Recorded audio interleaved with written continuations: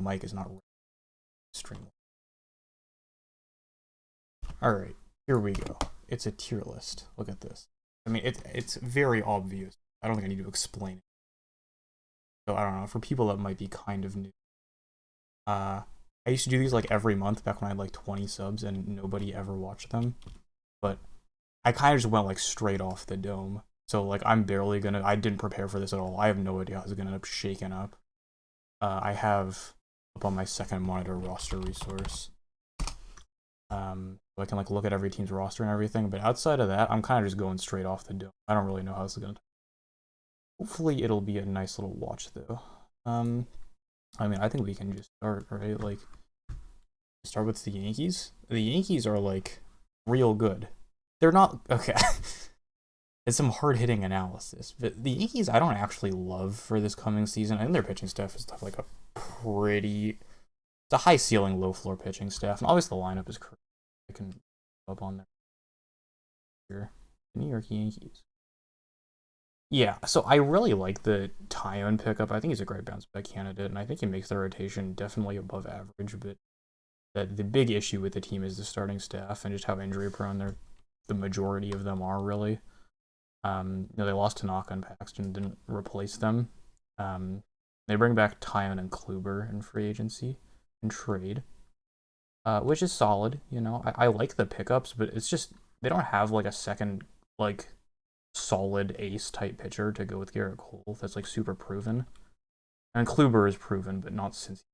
So I'm not super high on the Yankees. I'll be honest. And their lineup is they're going to score a ton of runs. It's just combine it with the tough division. The Rays and Blue Jays are going to be quite good. Yeah, I'm not super high on the Yankees this year. I don't think they're like top tier World Series contenders. I think they're good. They'll almost definitely not miss the playoffs. I don't think they're like top tier World Series contenders. So we're going A tier for the Yankees. All right, let's go Toronto. I'm gonna go Toronto and B tier for now. Just as a note, I'm gonna like fucking shuffle these around at the end probably. I like bell curving my tier lists, so there'll be a shuffle at the end. It's just kind of what I'm thinking for right now. All right, Toronto. I like Toronto. I like their offseason moves, obviously. Bringing in Springer is huge. I really like that lineup overall. I mean, they have all the young upside, with Biggio and Vlad Jr. and Bo Bichette. It's a very high upside lineup. It's only going to be better from last season. I don't think they were great last season, but they were definitely solid. Like Teoscar Hernandez, Lourdes Gurriel Jr. were both quite good last year, I believe. The lineup should be great. I like the Marcus Semien pickup too. I almost forgot about that. The lineup should be great. They should score a bunch of runs, kind of similar to the Yankees, but also kind of similar to the Yankees. The pitching staff has holes. Their pitching staff is definitely worse than the Yankees, which is kind of the difference maker between them. Hyun-Jin Ryu is going to be very solid at the top, but I don't know. Beyond that, their projected staff is Hyun-Jin Ryu, Robbie Ray, Tanner Roark, Steven Matz, and Ross Stripling. Like it's so uninspiring. It's not the pitching staff of a team that can make a deep playoff run in my. It's the pitching staff of a team that can be good enough to like make the playoffs because their offense is going to be solid. But I do not like their staff overall. I think Robbie Ray is like decent bounce back like potential. He always strikes out a bunch of guys. It's just he's like one of the wildest starting pitchers in the game. He's kind of like the polar opposite of Hyun-Jin Ryu. Ross Stripling's a decent bounce back candidate. He could be decent. He has had a good career outside of last season, so he could be solid. And then Roark and Matz are kind of just like they'll give you bulk innings. Yeah. So offense is going to be the name of the game for Toronto, but I don't really see them. I definitely could see them hitting like a wild card spot. I do not see them making a deep run if they do make the playoffs, though. All right. Let's go with the Red Sox now. And I don't know, it's kind of a theme in this division, right? Is just the Red Sox are going to have a good offense. They have all the offensive pieces to be successful. It's just the pitching staff is going to suck. Like, actually very similar to the Blue Jays. They just do not have a good starting pitching staff. Yeah, let's go Red Sox, and I'm kind of between C and D. I think I'm going to go towards like the back end of C tier for Boston. the lineup is going to be good, but probably not nearly as good as either the Yankees or the Blue Jays. Alex Verdugo broke out last year, and they have Bogarts and Devers, who should be very good. Devers was kind of bad last year, I think. He should be on surprise defeat. JD Martinez is getting older, but I don't know. It's just the lineup is great at the top, but going to the back end, you have like Hunter Renfroe and Marwin Gonzalez, who like have had successful seasons but have not been that great recently. Bobby Dahlbeck, who's like a pretty high prospect, but hasn't really shown anything, I don't think. And Christian Vasquez, who's good, definitely good defensively. He's like fine with the bat, but not like exciting. Yeah, it's not a. The lineup at the top is a very top heavy lineup. I like the top of their order, but I do not like most of the rest of their team, I'll be honest. The starting staff's projected to be Eduardo Rodriguez, Garrett Richards, Nathan Eovaldi, Martin Perez, and Nick Pivetta. Erod should be good. He was injured last season, I believe, but he's had like a very solid career overall. Garrett Richards is a good bounce back candidate. But yeah, just Eovaldi and Perez and Pivetta are just not. They do not excite me at all, and their bullpen's not great, I don't think. Yeah, they have Matt Barnes as their closer. In fact, I did not know they traded for Adam Ottavino, to be honest. Yeah, their bullpen's not great either. The pitching is just going to totally let this team down. I would be very surprised if the Red Sox made the playoffs. I could see them being like a round 500 team. They could, that offense could go off. Like I could see them being, high 70s to low 80s win team, but I do not think they're making the playoffs. And if they do, they don't have the pitching to do anything. All right, those are my thoughts on the Red Sox. Let's go to Tampa Bay. Let's see here. Yes, I agree with C- tier. All right, so with Tampa Bay, it's definitely a case of the lineup is almost exactly the same as last year, I'm pretty sure, but the pitching staff is like a completely different almost. They lose Charlie Morton and Blake Snell, obviously, who are probably their two best pitchers overall. They replaced them with Chris Archer, Rich Hill, and Michael Wacha. Just like three veteran bounce back candidate type pitchers. And we saw the offense be successful last year. They weren't great offensively, but they definitely got the job done, and they kind of supported that very good starting pitching staff / bullpen. And what made the starting staff so good is that the bullpen was able to go multiple innings every game. They had a very solid very deep bullpen. This lineup, again, it's hard to say that they'll be bad because they were successful last season, but a lot of the pieces are like not projected to be that great. Austin Meadows is projected to lead off, and he was totally absent last season. And Randy Arozarena, kind of a wild card. I think he'll be good, but he can't be nearly as good as he was last season. He'll be like around a 30 WRC plus guy. Brandon Lau will be good, but probably not exciting. And then outside of that, like Ji-Man Choi and Manny Margot, like Joey Wendell, like these are pieces that could be good for a season or two. And we've seen like Joey Wendell have a successful season. But really, overall, when you look at their career numbers, they're like not that exciting. I don't know. It's tough to put the Rays after going to the World Series anything below A tier, but I really do think they're like a tier below the Yankees. I think they are better than the Blue Jays for sure, though. I don't know. So I'm kind of between low A tier and high B tier. I'm going to go high B tier for now. But that is certainly subject to change. Thank you, man. I appreciate it. Thank you, DC Saint. I don't know how to say your name. I appreciate their liking the content, though, man. All right, Baltimore. They're not going to be good. I don't think they're going to be a good team. I don't know if they're F tier, actually, to be honest. I always struggle to put teams in F tier because, the last couple of seasons there have been like hard tanking teams, but like even Baltimore and Detroit and all the teams that are supposed to be really, really bad are probably not going to be like terrible. I'd say F tier is like definite 100 losses, which I don't think the Orioles are definitely 100 losses. They have some decent pieces. Like they're not totally abysmal, but like we're kind of splitting hairs between D tier and F tier. Like they're not going to be good. Trey Mancini's coming back. That's exciting. Ryan Mountcastle and Anthony Santander have been good. Who else is in this line? I need to look at it. Michael Franco, they picked up in free agency. Freddie Galvis as well. They lost Jose Iglesias, I think, in free agency. Yeah, so the lineup is not going to be great. They have a few decent pieces in them, but it's not deep at all. Yeah, so it's well below average lineup, and their rotation's going to suck, I think. Yeah, John Means is going to be decent, but outside of it, they've Matt Harvey, I guess, and Felix Hernandez, I think. But it's not It's not an inspiring team in any way. I'm just gonna put them in F tier. I'm sorry, Orioles. I don't think they're like super terrible. I don't think they're gonna be the worst team in the league or really even close to it, but I do not think they're going to be good. I think you can probably peg the Orioles for like 90, 95 to 100 losses pretty easily. All right. Let's see. Moving on to the Central, the AL now. Talk about the Royals, who kind of similar to the Orioles. They've been tanking for a little while. They don't have like a ton of exciting pieces, but they actually did make moves to make their team better in the offseason, which you can't really say about the Orioles.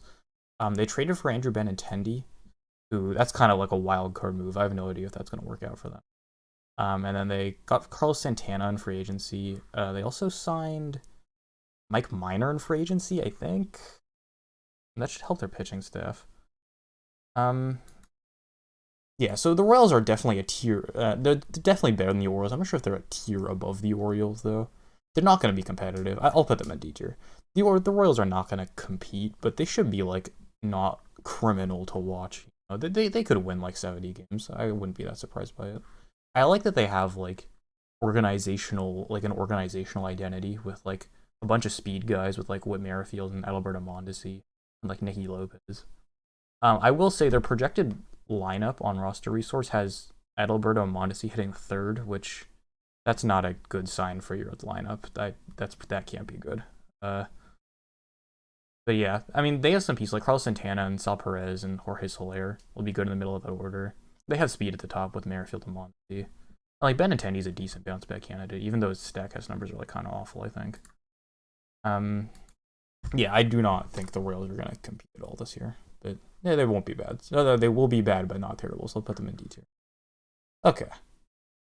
Cleveland. This is an interesting one. This is probably the first like really interesting one we've had so far. Is the Indians? Not the Indians.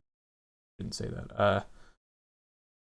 The pitching staff, they don't even have 5 pitchers listed in rotation right now, which is kind of strange. But the pitching staff with Bieber, Plesac, and Savali at the top should be pretty solid. Plesac and Savali are both like not huge strikeout guys, but they should get the job done. They don't walk too many people. Then Bieber is like, I think he's the real deal. I think last year was like not a fluke, and he'll be like a perennial Cy Young candidate for the next few years. I'm a big buyer on Shane Bieber. He like for his strikeout numbers, he walks almost nobody. It's very impressive. So the rotation should be good, even though they lost Carlos Carrasco and Corey Kluber. It should still be an effective rotation. Tristan McKenzie's expected to make his debut this year, and he's been a pretty high prospect for a while. I don't know if he's gonna be. He hasn't been like he was at one point like a top 10, top 20 prospect. I don't think he is anymore, but he should still contribute this year. It's the lineup though. It's the issue, right? They added Eddie Rosario, who should definitely. That's like a power bat in the outfield, which they have not had on their team in like several seasons. I feel like. But he really isn't that great. Like he'll hit a bunch of doubles and homers, but he never walks and he strikes out a bunch. I'm pretty sure. I don't think Eddie Rosario is like that great of a player overall. They lost Lindor obviously, and they replaced him with Andres Gimenez, who is good. He'll probably be good as soon as this season with like plus defense, and he'll hit for a decent average. But yeah, I don't think the lineup is gonna be able to support how good the rotation is. Jose Ramirez will probably be an MVP contention again, but when you have guys like Josh Naylor, who really hasn't proved himself at all at the majors, like Jake Bauers, who expected to start a lot of games, and he hasn't really proved himself at all in the majors, at least since getting traded to Cleveland. Yeah. It's tough to put I can't put them in C tier, I feel like.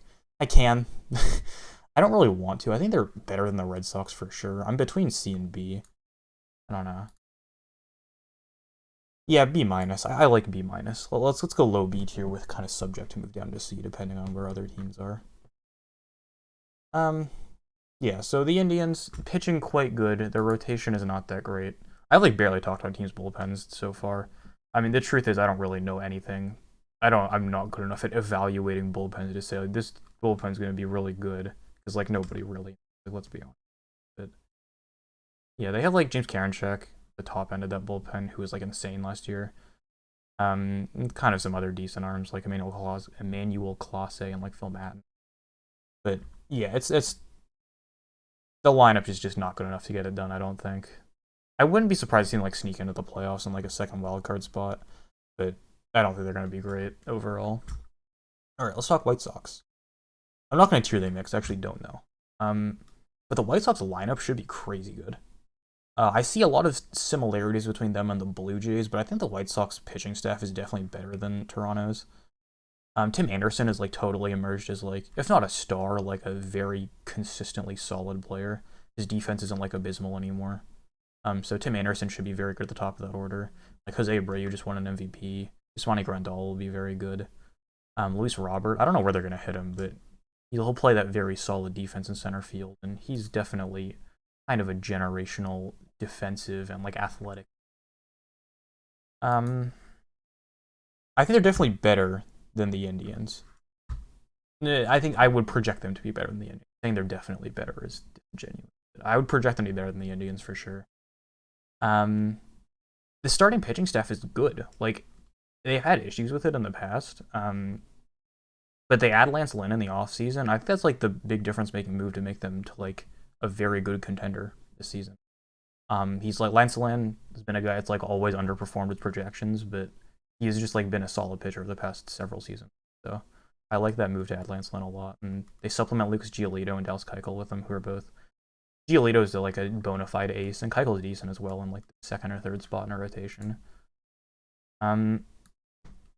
Yeah, and they add Liam Hendricks to the bullpen too as like a bona fide starter, or sorry, bona fide closer that they haven't really had in a while, I feel like. I think Colomé was closing for them last season, who's like fine but not great. And then Aaron Bummer's like an all-star level reliever as well. Their bullpen should be very good. And they have like prospect pitchers coming out to fill in the bullpen, like Michael Kopech and Garrett Crochet as well. I'm a big buyer on the White Sox pitching staff. I think people are a little bit too concerned about it when they don't really need to be. And the lineup's going to be great. I didn't even mention like Yoel Moncada, who's like an all-star level player. Nick Madrigal will probably be starting most of the games at second this year, and he could easily hit leadoff on like most teams. I think he's projected to hit like near the bottom of the order though. Yeah, I'm a big buyer on this team. I think the White Sox are very good. I would project them probably be A tier. It's hard to put them above the Rays. The Rays did just go to a World Series, but I'd put them above the Rays. I think they are a tier above the rest of the teams I've talked about. All right, Minnesota. I think the Central's going to be mostly a two-man race between Minnesota and Chicago. Minnesota is in kind of an interesting spot where, like, they've won the division the last handful, 2-3 years, I think. And they still have, like, talent coming up, right? Like, they have Ryan Jeffers coming up, but Alex Kirilloff is, I don't know if he's projected to start this year, but he's, like, kind of a huge hitting talent that should get some time this season and contribute. So the Twins are like right in the middle of their competitive window. I think it would be like a big hit to them if they did not win the division this year. The lineup is very good. You know, if you can see guys like Miguel Sano and like Byron Buxton have very solid seasons, that are, like the less consistent guys like Sano and Buxton have solid seasons to supplement like Nelson Cruz and Josh Donaldson. And that should be great for them. They added Andrelton Simmons in the offseason, which I think is a great pickup because you add that defense to short and you get to shift Jorge Polanco to second. And you move like Luis Arias into that kind of super utility role. Jorge Polanco was not a shortstop, so it's good that they're moving him off the position. And they add like the best defender in the league. Or potentially the best defender in the league. It'll be hard to say. He hasn't been that great in the last couple seasons. But Simmons should be positive defender at short. Their offense should be good. I think if Alex Kirilloff gets to see like full-time at-bats at some point this season, he'll probably be like a Rookie of the Year candidate. Like Max Kepler is great as well. So the outfield should hit well. Nelson Cruz, I don't think he'll decline like noticeably this season. He is not really showing any signs of declining. Do you have any backstory on your name? Honestly, I kind of wish I had a funny story, but I really don't. Like, I was just like, oh, what should I name my channel? I don't know. Yeah, I don't have a funny story behind it. It's just better be named later, you know. I just like saw it in a trade report. And I was like, that'd be kind of funny if that was my channel. Yeah, so I don't think the Twins are gonna be. It's hard to put them. They're definitely between A and B tier, but they're like right on the same level as the White Sox. I think I put them in A tier, like right below the White Sox. The pitching staff is a little bit worse than Chicago's, I think. The top two of Maeda and Barrios are like right up there with Keuchel and Giolito. But the rest of the rotation, like their depth, is Michael Pineda, Jay Happ, and Matt Shoemaker, and they added Happ and Shoemaker in free agency.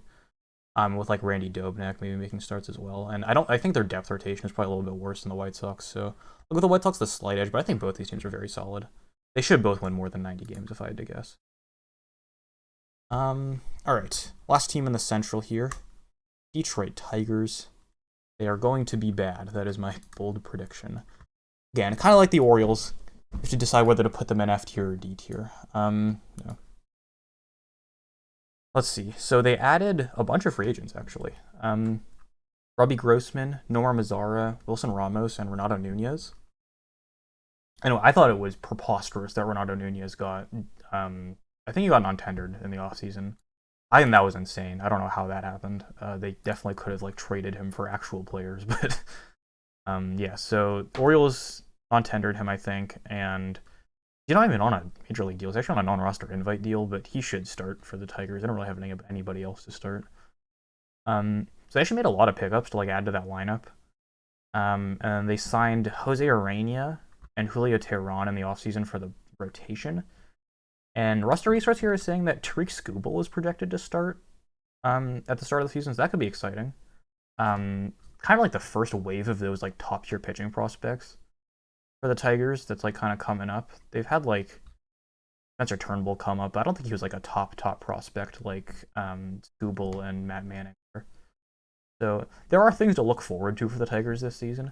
They'll be better than the Orioles, I think. I think their lineup has a little more upside than the Orioles. Like Jeimer Candelario is solid. They added Robbie Grossman, who's been like a very good on base percentage type hitter the last couple seasons. Yeah, I think they'll be a little bit better than the Orioles, but I don't think they'll be like as good as the Orioles. So I'll put them in F tier above the Orioles for now. Let's see. All right, let's go to the AL West. We have Oakland. And Oakland is another team where they lost a good amount of pieces in the offseason. Like they lost Liam Hendricks, they lost Marcus Semien. They didn't make any like huge moves to replace them, which is like a little bit. I guess Hendricks got replaced by Rosenthal, so it's like I don't know. You can't say the A's are bad, right? Even if on paper the team doesn't look that good, they always overperform their projections. Like if you look at projection systems, they're like very low on the A's. They have like finishing below 500 a lot of them, which I do not think is going to happen. They've got something in the water in Oakland, you know. They're going to figure something out and be like an effective team. I would put them also as like a B tier level team probably. The lineup with like Ramon Laureano, Mark Canha, Matt Chapman, Matt Olson's like a very solid top of the order.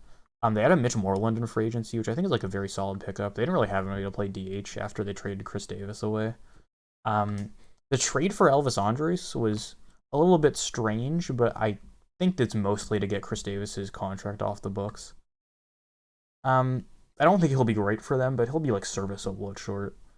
They didn't have anybody else to play shortstop, so I really thought they were going to get Ha-Seong Kim. I'll be honest, that was like my big like lock it in free agent prediction was that they were definitely getting Ha-Seong Kim, and they ended up not doing it.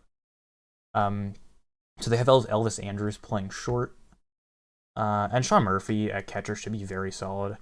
I think he's already like a top 10 catcher in the league, to be honest. So yeah, let's go Oakland in B tier. Where in B tier is the question? I like them less than the Blue Jays, I'll be honest, as of right now. I think I'm going to put them right here between Toronto and Cleveland. But I think you're dumb if you think Oakland is going to be bad this season, even though they lost several players. They always figure something out. And that rotation's like not super solid. They have like Chris Bassett at the top, who was like quite good last season, but it's not projected to be great going forward. But like Jesus Luzardo and AJ Puck are like finally... That was like the hyped rotation pair, right? The two aces they were gonna have. I think Puck's been like injured a lot, and Luzardo hasn't gotten a ton of time. But yeah, they're finally getting full-time starts this year, I think. And like Sean Manaea and Frankie Montas are back, so the rotation should be good, not great. And then the bullpen's like always been a strength of the A's. They have Trevor Rosenthal at the top. They signed him for agency, and I think Rosenthal is like a top tier closer. I think his strikeout stuff is ridiculous. It's off the chart. So. I am a big fan of the A's bullpen. And I think their pitching staff is good enough to like not carry their offense. The offense isn't going to be bad, but I think it will be good enough to kind of support a playoff level team. I would not be surprised if the A's made the playoffs. All right.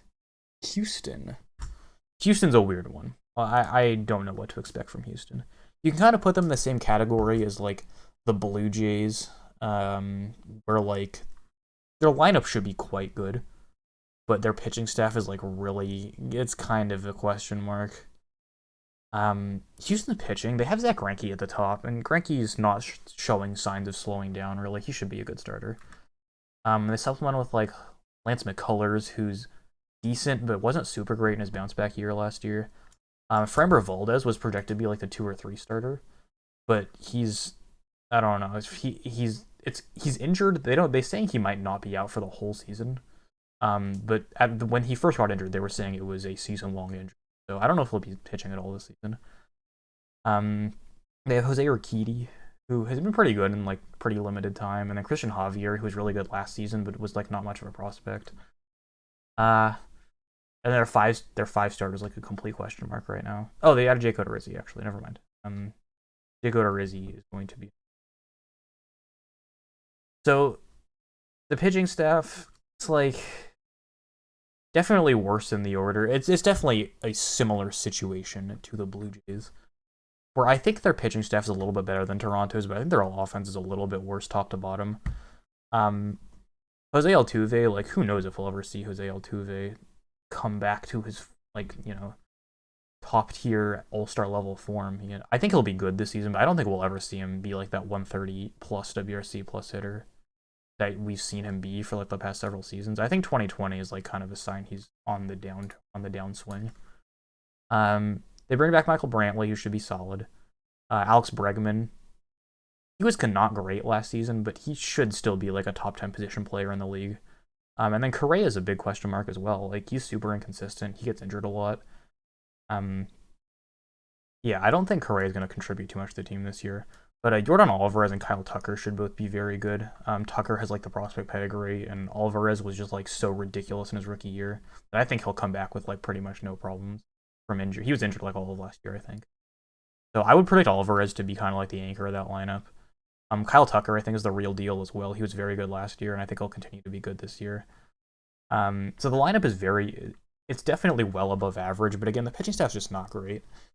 So they're a team where I'm like sort of between A tier and B tier. I think they're probably better than the Rays on paper, but if I honestly had to predict how well they'll do, I think they'll be a little bit worse than Tampa. I have to burp, sorry. Okay. That was gross. I think they'll be a little bit worse than Tampa. They're definitely. I compare them to the Blue Jays a lot. I think they're very similar types of teams. Let's go a little bit above the Blue Jays, a little below the Rays and B tier. I think we're gonna end up moving some teams from B tier into C tier just to make like a nice little curve. All right, let's talk Seattle. Seattle's kind of slept on right now. I'll be honest. I do not think Seattle's gonna make the playoffs, but I think they have some. They shouldn't be super bad, I don't think. The rotation, they bring back James Paxton. They have like Justice Sheffield and Justin Dunn, who are like decent young pieces. And then Marco Gonzalez has like quietly been a very, very good starter over the past several seasons. So I actually kind of am a fan of the Mariners rotation. Like you say, Kikuchi was kind of bad in his debut season, but he was decent last year, and he should be decent going forward. Yeah, so I actually like the Mariners rotation a good amount. I think it's like lots of solid bounce back candidates and like kind of under the radar veterans with like under the radar younger starters like Sheffield and Dunn. That should contribute a lot. The lineup, more question marks there, but like JP Crawford, he's like quietly one of the best defensive shortstops in the league. Nobody really talks about him because he's in Seattle, but he's a very good defender. Kyle Lewis won the Rookie of the Year last year. I don't think that's his true talent level. You saw him fall off like a good amount at the end of the year. I think that's probably close to what we'll see from him, but he should be good in center field. Mitch Haniger's coming back. He'll probably be a plus bat. Kyle Seager will just be Kyle Seager. He'll just be consistent, decent defense at third. Decent production from the left side of the plate. Dylan Moore had a very solid year last year, I think. Am I thinking of somebody else? Maybe, hang on, let me check this. No, he was good. Okay, I'm not crazy. Yeah, Dylan Moore will be probably another plus bat. Then Evan White has like the prospect pedigree. He was supposed to be like a very good hitter to go along with like the best defensive first baseman in the league, and he was a good defender last year, but he didn't hit at all. I think we'll probably see some positive production from Evan White. And then Taylor Trammell, who's projected to get some time in left field. He's another prospect that's like kind of fallen off as a prospect, but definitely could still be a productive player. Yeah, so I like both the rotation and the starting lineup to be better than people are expecting for Seattle. I think their bullpen is probably gonna suck. Most of the names are like not super inspiring. Their projected closer is Rafael Montero. That's like I would not want him as my closer. I could not tell you anything about him, to be honest. Yeah, so their bullpen's probably going to be terrible. But I think their rotation has the potential to be above average, and I think their lineup has the potential to be about average. So I wouldn't be surprised to see the Mariners win like 75 games or so. I think they're definitely better than the Royals. I think I put them on the bottom of the C tier, to be honest. I don't think the Mariners are bad at all. Yeah, they do have Kelenic. I don't think he's projected to play at all this season. But yeah, so like Rodriguez and Kelenic, I don't think they'll play at all this season. But if they do, that could be like pretty. Let's see. Texas. Texas is going to be quite bad. They're not quite hard tanking, but they just don't have enough like pieces in the lineup to like really do much of anything on offense, I think. Like Rougned Odor is their projected cleanup hitter, which I don't think that's right. That's what Roster Resources is saying. I don't think that's correct. But yeah, that's not a good sign when Rougned Odor is your projected cleanup hitter. They added Chris Davis in that trade for Elvis Andrus, so he'll probably be DHing a lot. They have Nate Lowe, who they picked up in a trade with Tampa. I think he'll be good. He was like a relatively hyped prospect, I think. So he'll probably contribute. Joey Gallo will hit you a bunch of home runs. He was not great last season, but before he got injured in 2019, he was like really, really solid at the plate. So Gallo will probably be solid. Isaiah Kiner-Falefa, moving him to short this season. I'm not sure he'll be great at shortstop, but he was like a very good defensive third baseman last year. And he's like produced a good amount with the bat as well. So he should be solid at the top of that order. They added David Dahl in free agency, who definitely like a bounce back candidate, trade bait type player. I think he could be decent. I don't think he'll be great though. So there's some pieces in the lineup, but overall, if I had to guess, I would say the Rangers probably have one of the worst offenses in baseball. And then the starting staff is like, they have Kyle Gibson, who was decent last year, but probably won't be too good going forward. Was he decent last year? Let me check, actually. No, he had a 5 ERA last year. It was pretty bad. Okay, never mind. Yeah, Kyle Gibson has some pedigree. They got Kohei Arihara from Japan, who should be solid, maybe. Who knows, honestly, with these Japanese pitchers. Sometimes they come over and they're, like, insanely good. Sometimes they come over and they're like Yusei Kikuchi, where they just, like, suck for a while until they figure it out. So, who knows how it'll be.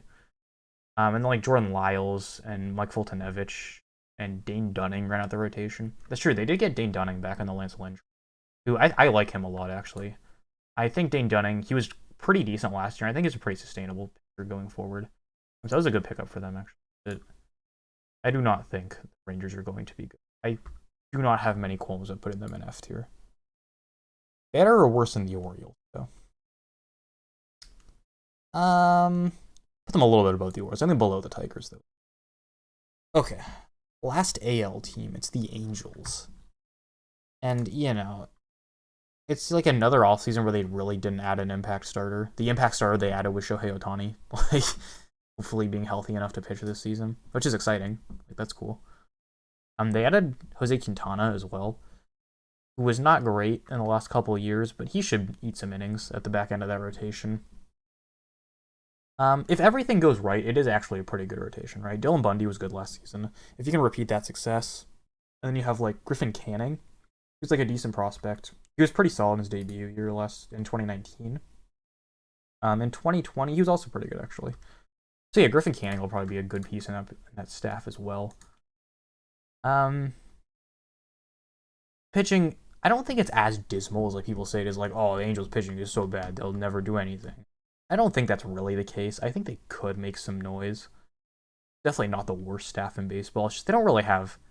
I mean, I really thought Trevor Bauer was going to go to the Angels. They don't really have that one impact arm unless Shohei Ohtani just like goes crazy, which I guess isn't out of the question, but I wouldn't expect.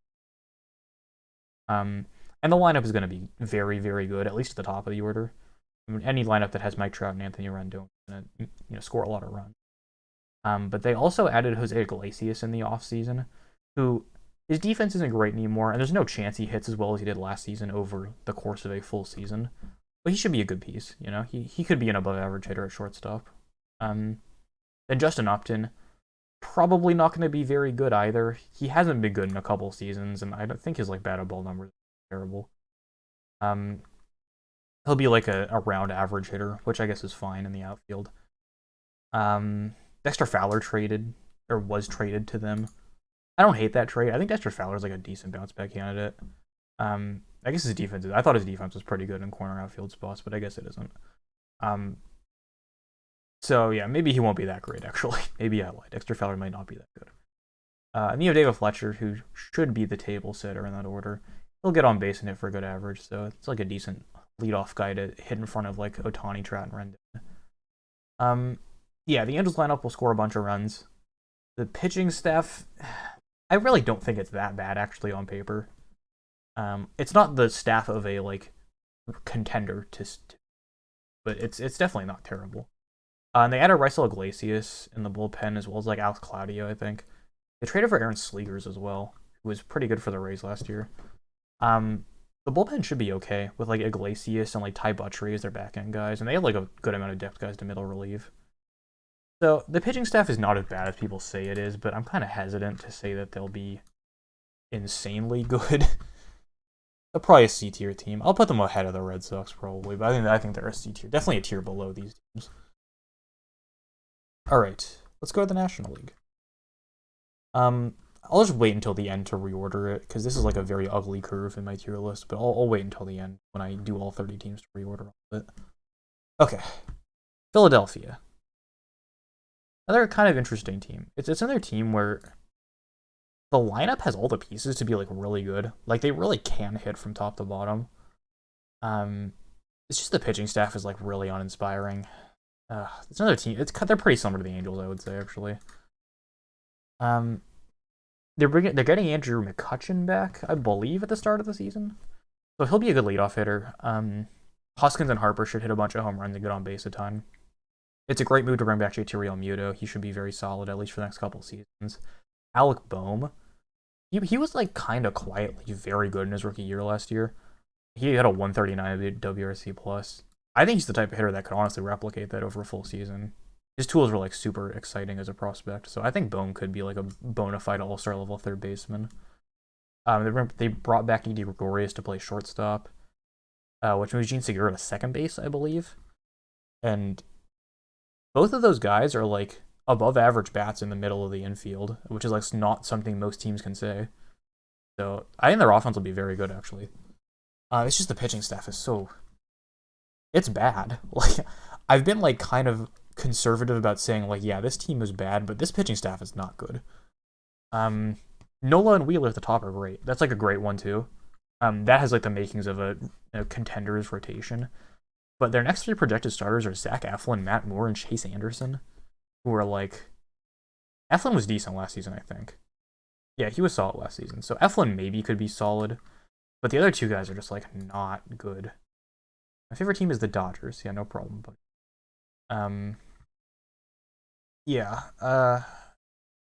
this pitching staff is just bad. The starting staff, at least. They made a lot of moves to address their bullpen, which I think is definitely it's the only reason they didn't make the playoffs last season. Their bullpen had -2 or 3 WAR, and they missed the playoffs by 1 or 2 games. So they addressed that. They added Archie Bradley and Jose Alvarado, who are both very solid pieces, especially Alvarado. I was surprised the Rays traded away Alvarado to be. I really saw him as the closer of the future for them. But yeah, so they traded away Jose Alvarado. They traded for Jose Alvarado, and they got Archie Bradley in free agency. It's not a great bullpen still, but it is at least serviceable. At least their back end guys. So that's definitely good pickups from them. Phillies feel it's just that pitching staff is so ugly. Yeah, I'm gonna put them in the same level, maybe a little bit above the Angels. I'll put them in C tier as well. All right, Miami Marlins.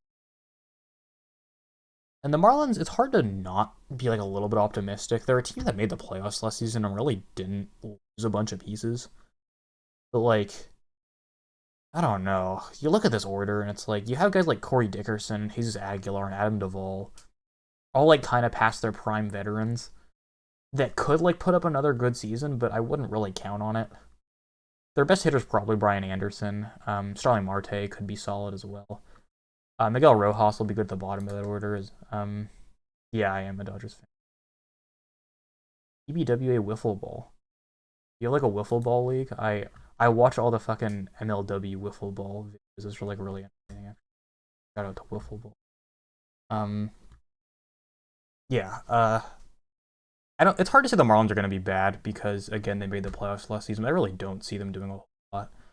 The pitching staff with like Alcantara and Lopez, I think they've both proven that they can be at least major league, middling starters, which is definitely has value. And Sixto Sanchez, I think has ace type stuff. I don't. How old is he? He's 22. Yeah, he was very good in limited time last year, and it's hard to say that he's going to be an ace for sure, but he has the stuff to definitely do it. Yeah, I like Sixto Sanchez a lot. I don't know if he'll be good this season, but he could be good very soon. I think the Marlins are actually definitely a tier above these F tier teams, but they're in a similar situation as the Royals. I'll put them a little bit ahead of the Royals, but I think they're definitely a tier below these guys. We'll go D tier for the Marlins. If I were a betting man, I would bet on the Marlins to finish last in the division. It's tough as it's a stacked division, but yeah, I do not think they're going to be above 500 or really even near 500. Okay, Washington. Sneak preview for all you guys in the stream. My next video that should hopefully be done by tomorrow is about Washington. It's like a season preview for the Nationals. I think they're like a super interesting team, which is why I want to do a season preview for them. They're definitely the type of team that could win 90 games or lose 90 games, and I would not be surprised either way. A lot of it is going to be based on how well Steven Strasburg bounces back from injury, and if Max Scherzer can have like another really solid year. People are saying he's like declining. He was not that bad last year. Pretty much the only thing that changed for him was like his walk rate went up pretty noticeably. But like Max Scherzer is still an ace. Like Steven Strasburg still has the stuff to be an ace. So does Patrick Corbin too, to be honest. Even though Corbin was pretty bad last season. So the rotation should be good.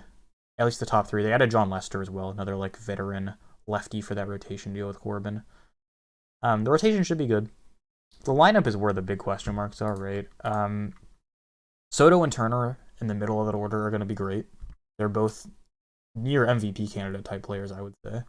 I would, if betting man, I would say Juan Soto is probably like the odds-on favorite to win the NL MVP. But the rest of the order is just like not that good. They added Josh Bell and Kyle Schwarber in the offseason. Both like big power hitters that had like pretty bad years last year. So they're kind of like betting on bounce back years from them. I don't think both of them have only had like one good season. Like Schwarber, he's had a couple decent seasons. He was decent in 2018 and 2019. But Bell was only good in 2019. He hasn't had like other great seasons. Like you look at he's only had one season above 1 WAR. It was 2019. Because his defense is just like so bad at first. He is just like an abysmal defense.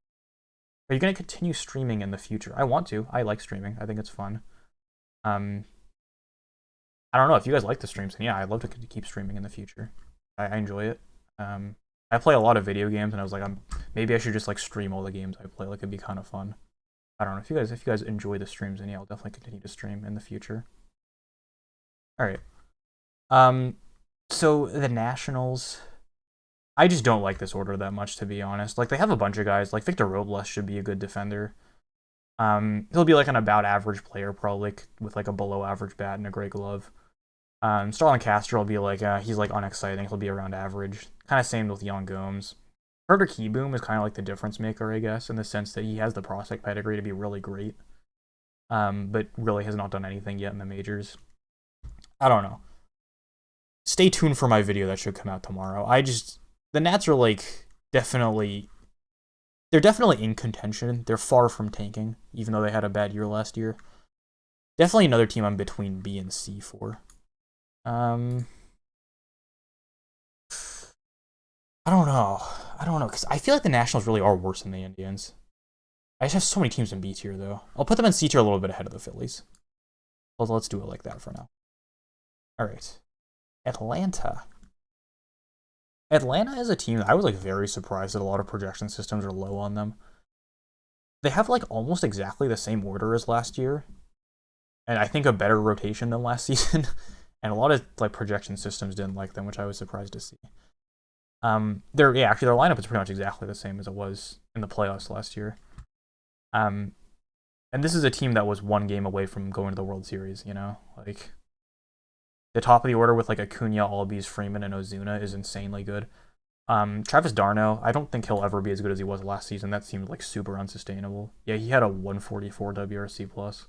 He's a career 100 WRC plus hitter, so I don't think he'll ever do that again, but he'll probably be above average at the plate, which you always like to see out of your catchers. And then in the rotation, they added Charlie Morton, which is a great pickup. Like, he's 37, so maybe he'll decline noticeably. And he wasn't that great in 2020 either, I guess. Ooh, God. I'm a burpy boy today, sorry. But yeah, 2018 and 2019, he ran a 3 ERA. And in 2020, he wasn't great, but his FIP was very solid. Pretty bad BABIP, it looks like. Yeah, he had the worst BABIP of his career last year. So, yeah, I would say Morton is probably going to be closer to his 2019 numbers than his 2020. I think Atlanta's an A-tier team. I think they're definitely a tier above these guys. Where in A-tier is kind of the question, though. I would put them... I think they're more proven than the White Sox. I'll put them a little above the White Sox. Yeah, I just like Atlanta a lot. I think the top of their order is like one of the best top 4 or 5s in the league. And then at the bottom of the order, you have like Dansby Swanson and Christian Pache, who are like pretty underrated players. I think Christian Pache is... His defense, at least, is good enough to be an above-average player right now, and the hitting will develop. I think he's very similar to like Victor Robles. And, you know, they're both players with very high floors because their defense is so good. So, yeah, I think the Braves are going to be very solid this season. They're probably my pick to win the division. All right. The New York Mets, last team in the NL East. All right. Any diehard fans of the channel, which I don't expect anybody to be because these videos have like 20 views. I think every year in my season preview, I'm like, on paper, the Mets are the best team in this division. On paper, the New York Mets should win the NL East. But I always know, I was always smart. I always knew they were going to Mets it up somehow. Always something's going to go wrong with them. I feel the same way this year. I love their offseason moves. You know, they add Francisco Lindor, probably the best guy available in the trade market. They added Trevor May and Aaron Loup into that bullpen, which was kind of a sore spot for them last year. And, you know, any rotation that has Jacob deGrom is going to be good. I think Carlos Carrasco is going to be injured at the start of the season, so they added him as well, but I'm not sure if he'll pitch at the start of the year.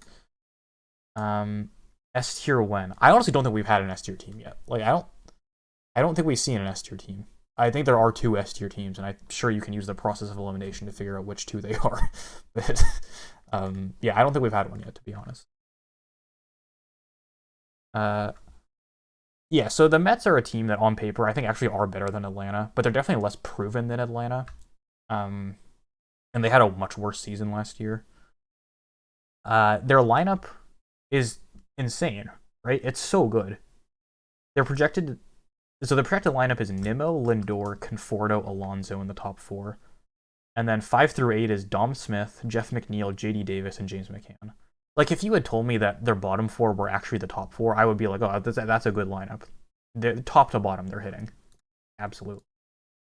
The rotation without Syndergaard and Carrasco is a little bit more of a question mark. I actually don't know if Noah Syndergaard's going to pitch this season. I should probably like look into that. That's like kind of important information to have. Oh, he threw a bullpen like yesterday. Okay. So he probably won't pitch at the start of the season, but he'll be ready to go at some point. So opening day, their rotation is not that great, but once they add Carlos Carrasco and Noah Syndergaard to it, it should be like very, very good. And it's hard to have a bad rotation when Jacob deGrom is in it, but a rotation of deGrom, Stroman, Syndergaard, Carrasco, Taijuan Walker, that's like a top 3 or 4 rotation in the league, probably. And their lineup is great. and their bullpen. If Edwin Diaz can go back to his, like 2018 like total lockdown form, he was kind of in it last year actually. He had a 1.75 ERA and 17 strikeouts per nine. That's insane. Okay. Yeah, if we see Edwin Diaz of 2020 and 2018, then they have a great bullpen as well. If we see 2019 Edwin Diaz, it's less good. But it's looking like that's kind of a blip in the radar. They added Trevor May. They have Dellin Betances still, who I think was pretty bad last season, but he's Dellin Betances. He should be good. Yeah, the Mets, I think, are a very good team on paper. But again, it's a team where, like, they just seem like the kind of team where everything goes wrong at some point every year. I'm not tearing apart them. I think the Mets are going to be good. I don't know. It's hard to put them in A tier. I think I will put them in A tier, but fuck it. I think their lineup is just so nasty, like, all 8 of their players should be above average hitters. And, like, six of them should be, like, 120 to 130 at least. Which, I don't think you can say that about, like, almost any other order in the league.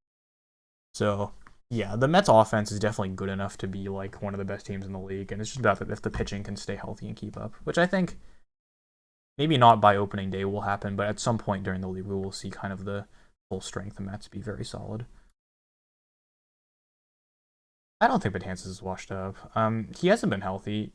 I should look at his actual Fangraphs page.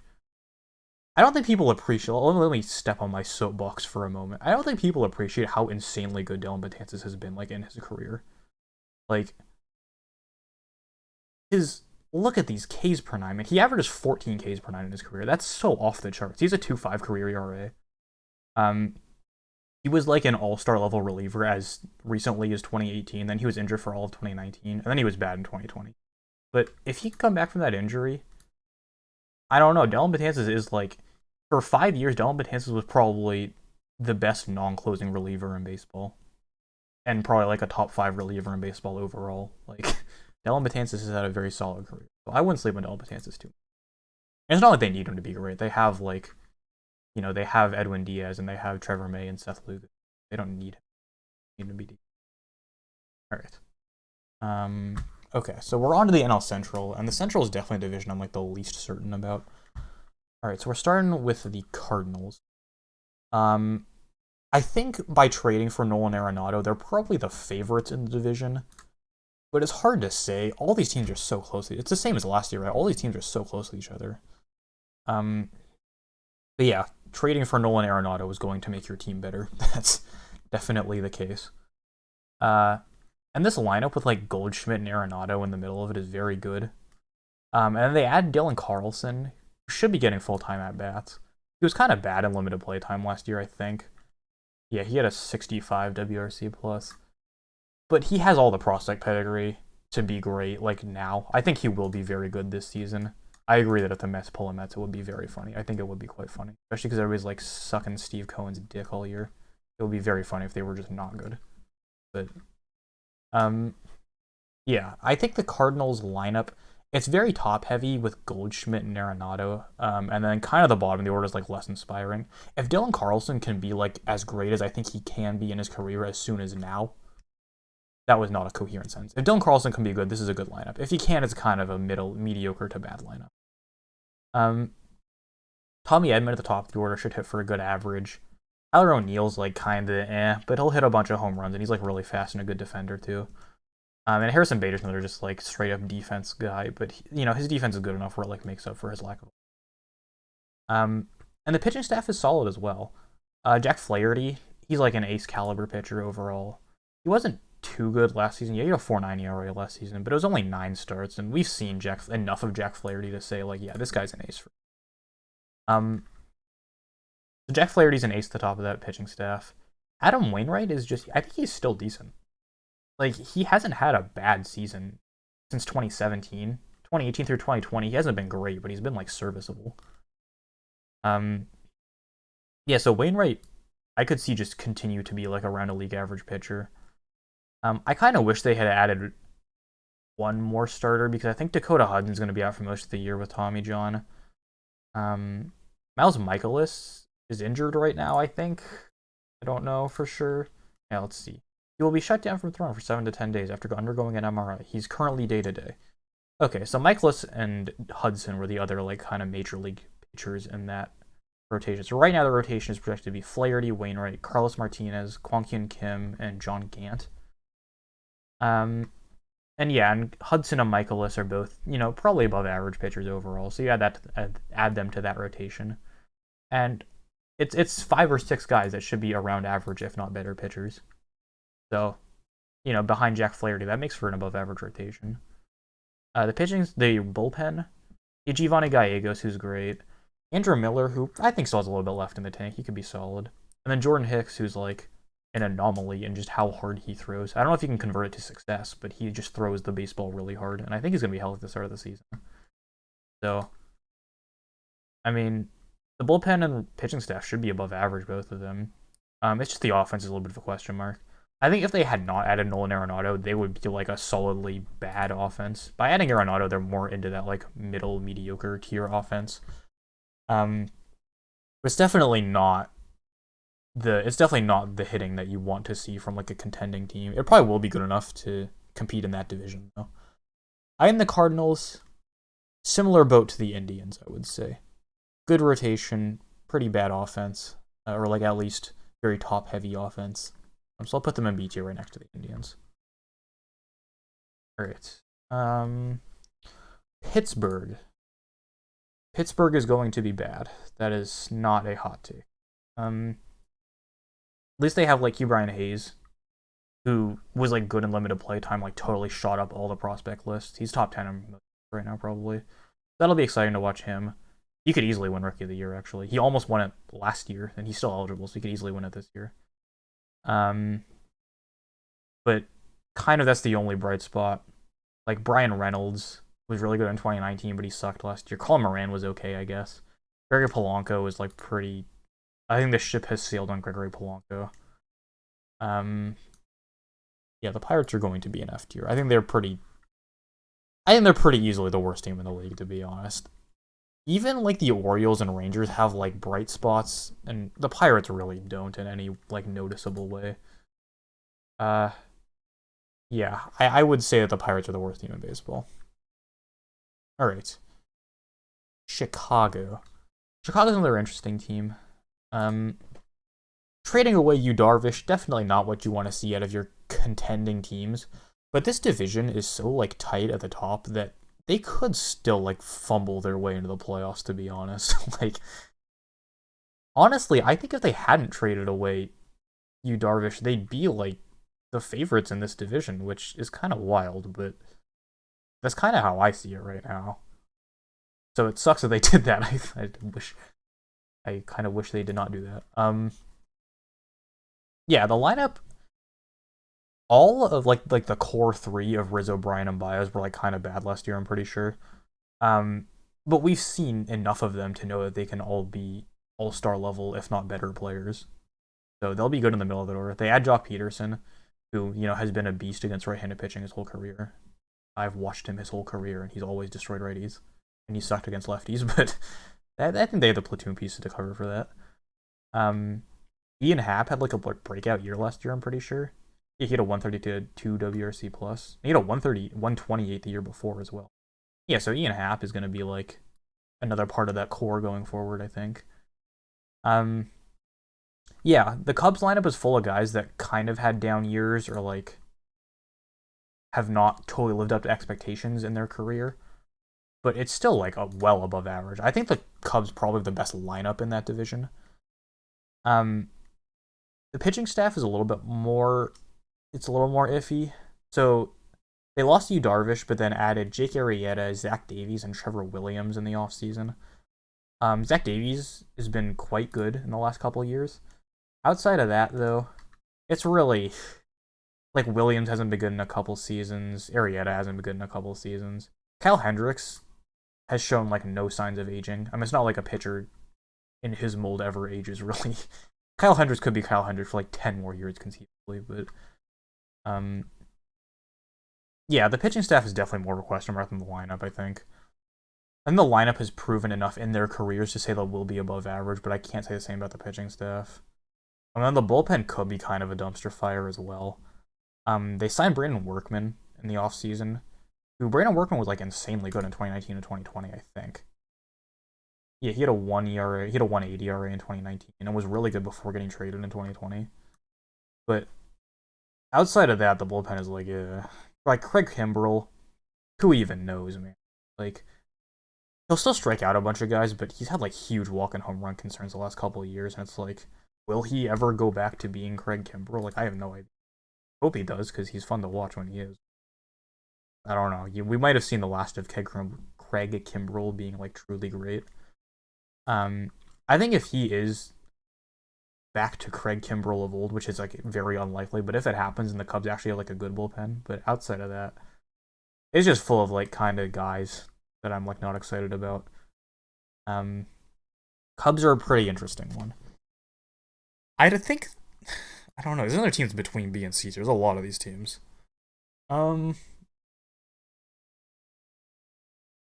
I don't know. I don't think they're better than the Cardinals. Actually, kind of. Do I think they're better than the Cardinals? Huh. You know what? I'll put a hot. I think they are better than the Cardinals. There you go. There's hot take one of this stream. This has been pretty lukewarm so far, but that's the first one where I've been like, yeah, I actually think the Cubs are probably better than people are saying they are. All right, Milwaukee. Milwaukee is a team that like I don't really even know what they're doing, to be honest. Like, they're definitely not tanking. Like, they're adding pieces to their team, which is good, but they're just not exciting pieces.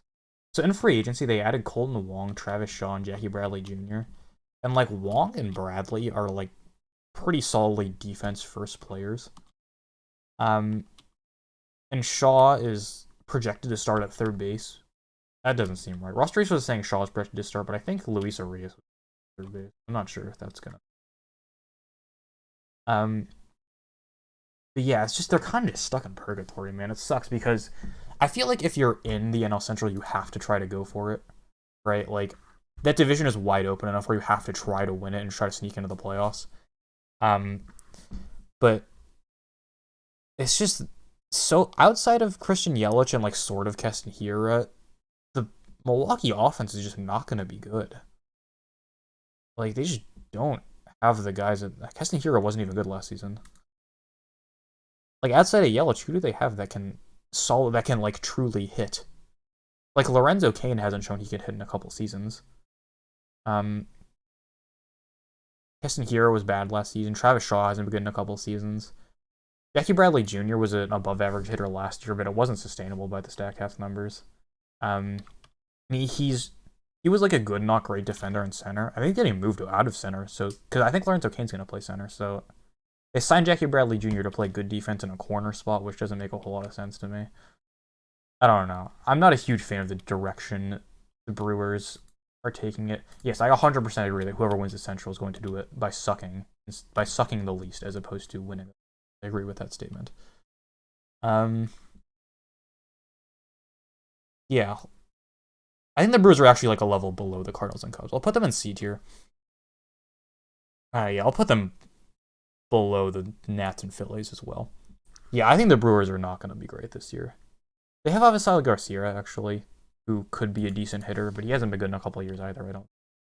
Yeah, he was bad last season. Yeah, I'm not a huge fan of the way this Brewers lineup, the way this Brewers roster is constructed. They're definitely a pitching first team, right? Between Corbin Burnes and Brandon Woodruff, they have two guys that could potentially be aces. I think Woodruff's actually cemented himself as he will probably be an ace type pitcher, and Burnes showed it last season that he could be that level. But outside of that, like Adrian Hauser, Brett Anderson, and Josh Lindblom are their projected 3 through 5 starters. And I'm not super excited about any of those guys.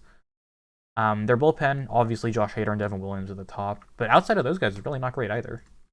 Like,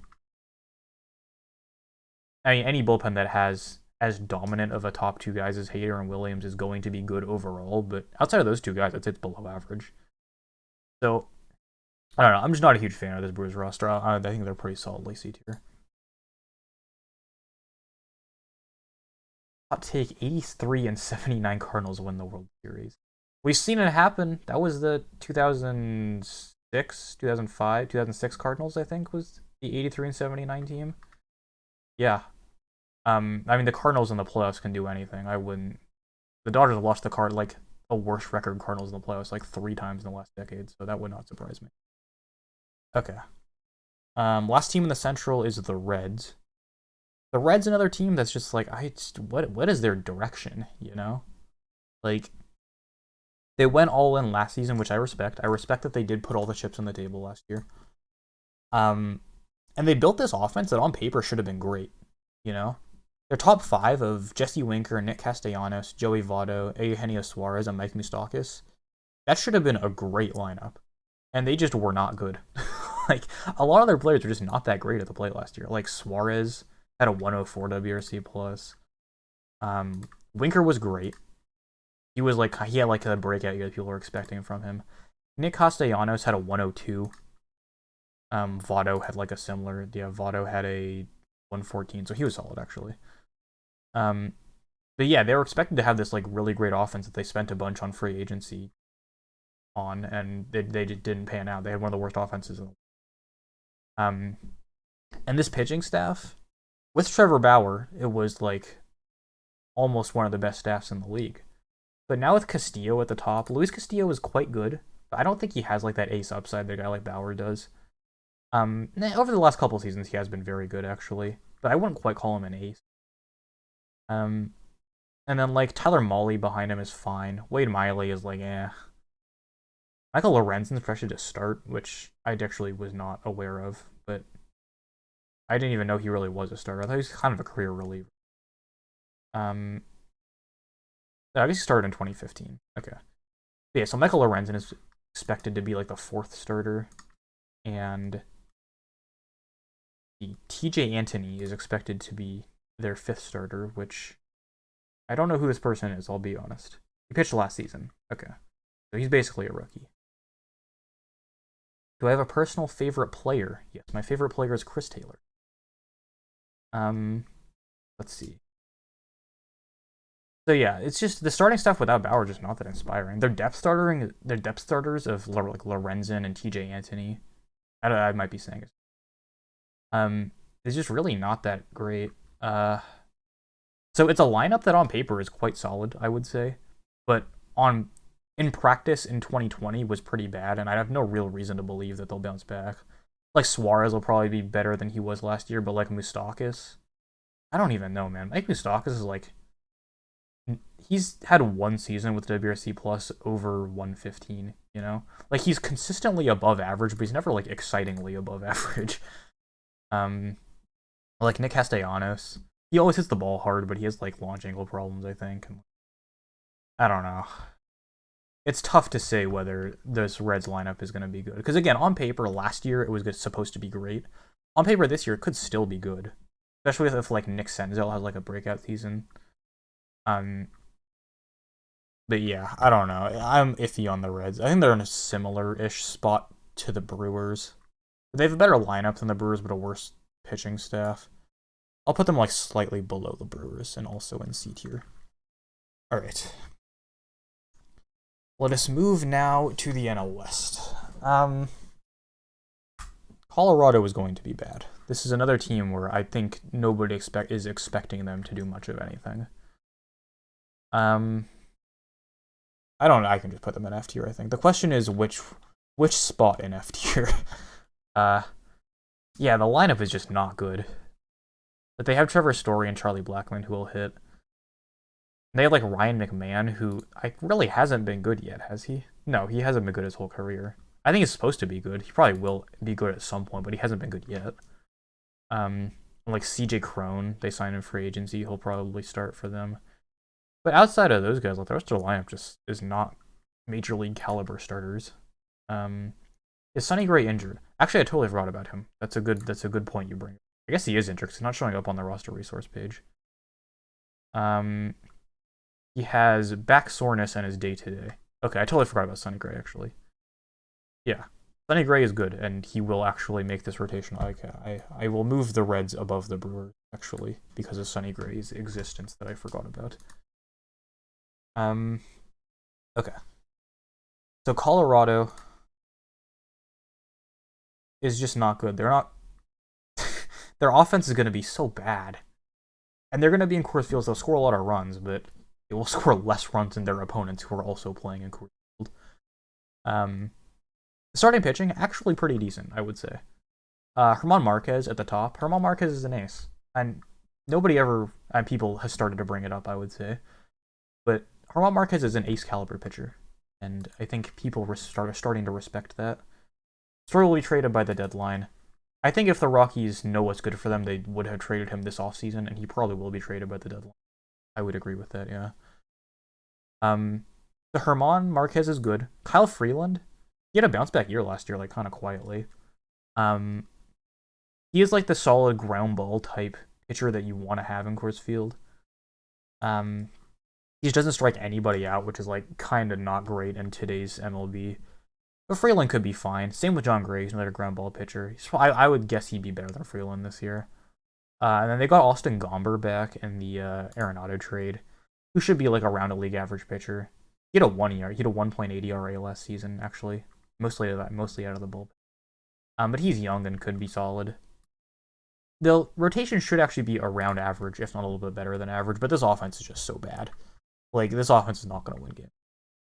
I'm going to put the Rockies right here, between the Orioles and the Pirates. All right. Arizona. Arizona's an interesting one. Last season, Arizona was my dark horse pick to make the playoffs, and that was before the playoffs were even expanded. I thought Arizona was like good enough for a second wild card spot last year. They ended up kind of sucking, so I looked really dumb. But I still think this team has the pieces to be like definitely not bad. They have like David Peralta, who's been kind of bad the last couple seasons, but he has like that hitter inside of him that's like capable of being very good. And he's probably old enough where he's not going to ever go back to his like all-star level form, but he could still be solid.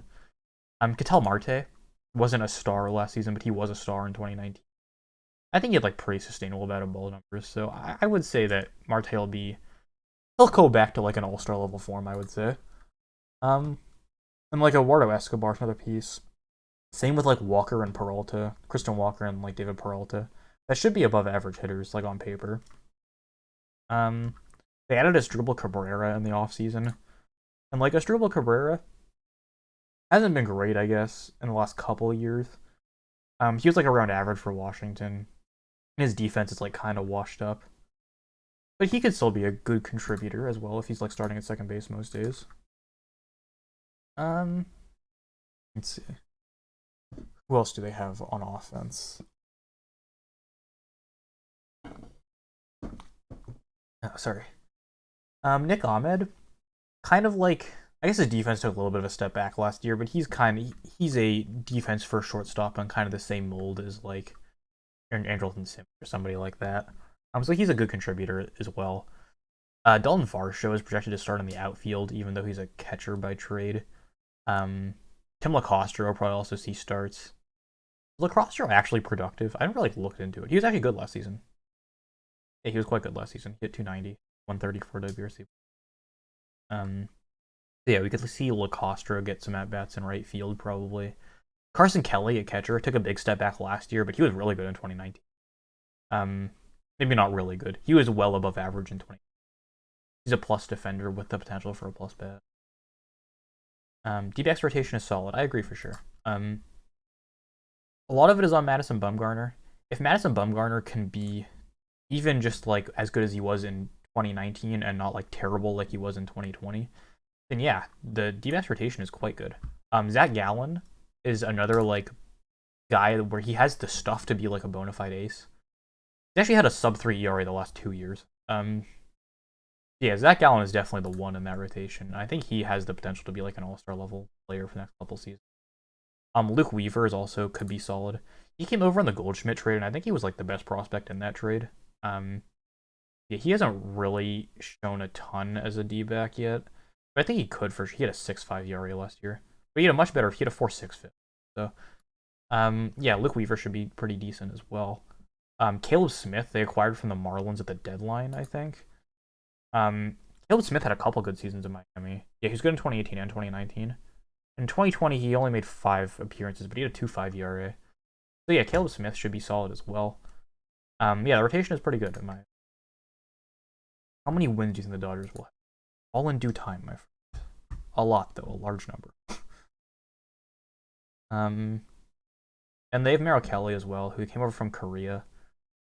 He's been decent. He's nothing like, but he should be fine as an innings eater. And this bullpen's pretty good too, I would say. They added Joakim Soria, to a squad. Like, I don't know, a lot of these pieces aren't super exciting, but they added like Chris Davinsky as well. Like Yohan Lopez has the type of stuff to be like a closer. I saw him pitch a good amount in 2019, and I was like, this guy is fucking. This guy's gonna be the closer of the future for the D-backs. I guess it didn't really pan out last year, but I think he still has the stuff to be very good. They added Joakim Soria to that, and Soria has had like a very good career even recently. Like in the last several seasons, he had like a 3 ERA, even though he's 36 years old, about to be 37. I think their pitching staff on the whole is pretty solid. It's just the offense has a couple too many holes for my liking. Like Josh Rojas is their projected second baseman. He'll split time with Asdrubal Cabrera, and neither of those guys are that exciting. Varsho is not that exciting as an outfielder. As a catcher, his offense is pretty solid, but as a right fielder, I would say probably is not that good. So yeah, I think the D-backs are decent. I don't think they're good though. I think they're kind of in the same neighborhood, like right around C tier in this neighborhood between like the Angels and the Red Sox. I'll put them right behind the Brewers, I would say. Okay, let's talk about the Giants. San Francisco, another team in kind of the same boat as the Diamondbacks, where they have like a good amount of veterans on the roster that can help them be competitive. Maybe not competitive. They can help them be not bad, you know? They added Tommy La Stella in the offseason. He's projected to play kind of all over the infield, I think. I don't know. It's just, this is an old team. Almost, actually, 8 of the 9 players in their projected starting lineup are over 30, which is kind of funny. But like Mike Yastrzemski has shown in his career, even though he debuted as an older rookie, he's been very good in his 2 seasons. And he had a 159 WRC plus last year. Alex Dickerson also like super quietly was really good last year. Donovan Solano, he'll have very good average. I don't think his 126 WRC plus is sustainable. He'll put the bat on the ball. Let's see. Tommy La Stella, kind of similar guy. He'll put the ball in play a ton. He'll hit for a good average. He'll take a good amount of walks as well. Buster Posey's coming back, and I think Buster Posey will be their opening day catcher. I don't think Joey Bart is gonna start for them too much this year, but he'll be in the wings ready to contribute. And Buster Posey, even if he doesn't get it done with the bat too much, he still is a great defender behind the plate probably. And then like Longoria will be fine at third. Brandon Crawford will be fine at short. Yeah, the lineup has a ton of like veteran pieces that could be above average contributors. The starting rotation is a little bit less exciting. They brought back Kevin Gausman on the QO, I believe, and then added Anthony Desclafani in free agency. Both those guys are like good strikeout pitchers.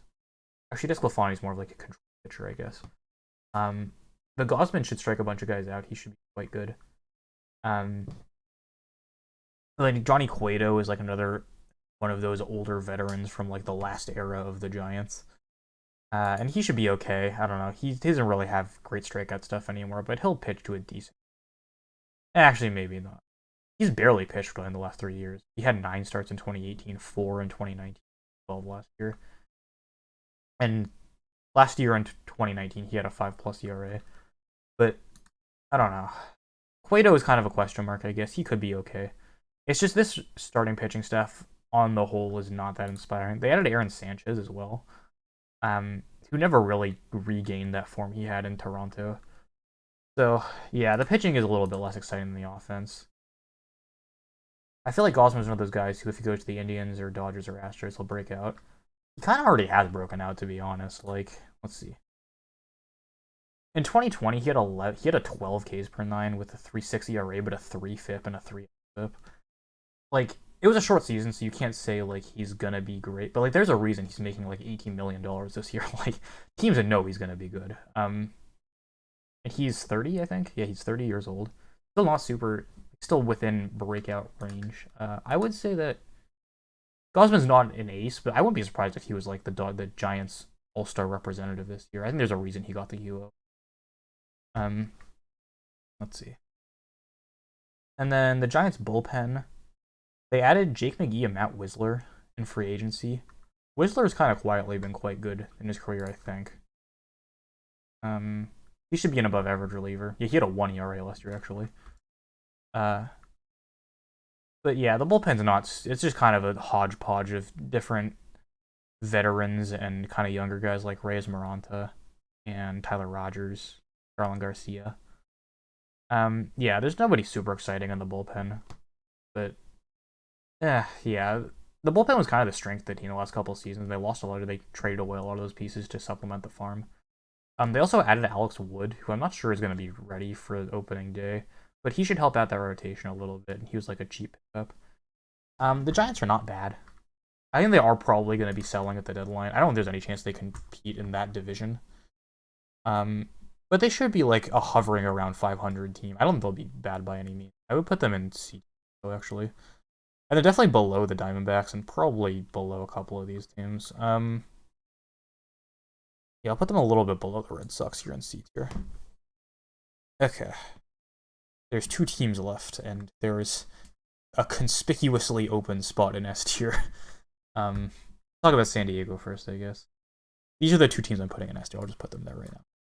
I truly think these are the 2 best teams in baseball, and I mean, I'm not just saying that with like recency bias. I really do think on paper these are the best teams in the league.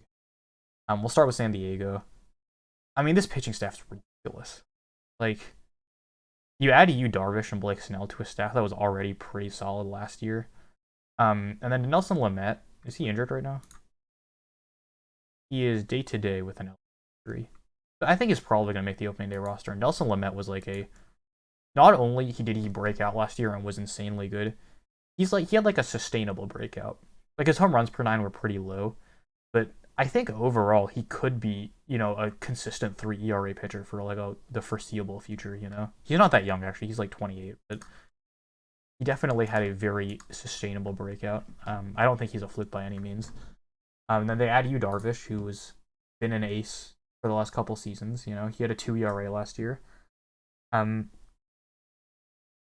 is the kind of pitcher where, even though he only pitched in 12 games last year, like, you could watch him and like see that this guy is kind of for real. He wasn't getting like fluky bad of ball luck. He had 11 strikeouts per 9 and under 2 walks per 9, which is like both well above average. He struck out a ton of guys every year of his career, even when he's been bad.